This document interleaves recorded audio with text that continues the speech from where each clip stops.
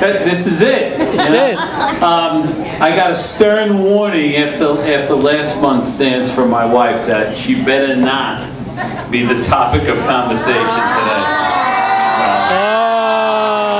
But after 2 months, July and August, with my 2 teenage sons, she doesn't need to be the topic. I have plenty of fodder from them. Okay? 2 wise guys. 2 of them. Yes. Who turned you in? Who turned you in? YouTube. The computer turned me in. John. Yes, I know. Okay? Anything and everything I say can be used against me.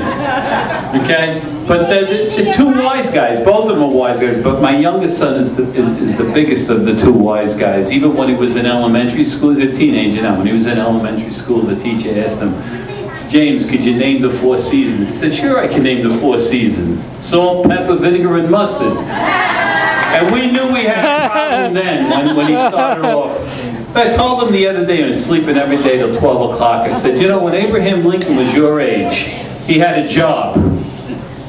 And he walked 12 miles to schools every day. 12 miles. And he looked at me and goes, when Abraham Lincoln was your age, he was already the president. Hey, how's that job?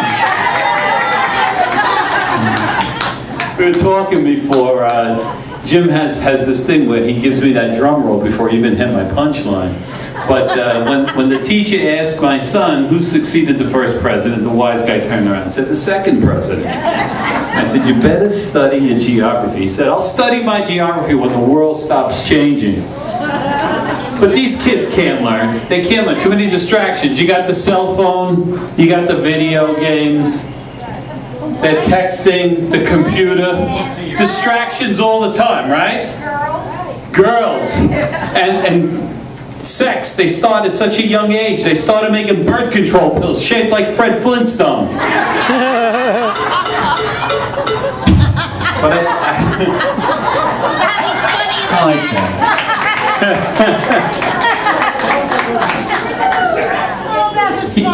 But you have to instill, you're going to come back and dance again. Only if you'll dance with me.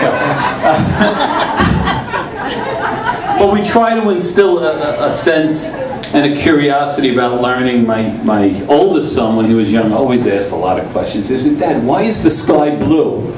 I said, I didn't know. He said, why is there a magnetic field running around the earth? I said, I don't know.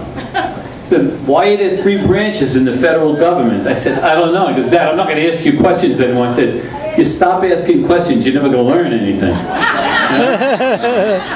But he always got hundreds on his tests. My youngest son always struggled until he came home one day in the last school year and he said, hey, I got 100. And he handed me his report card. He had a 40 in math, a 40 in science, and a 20 in English.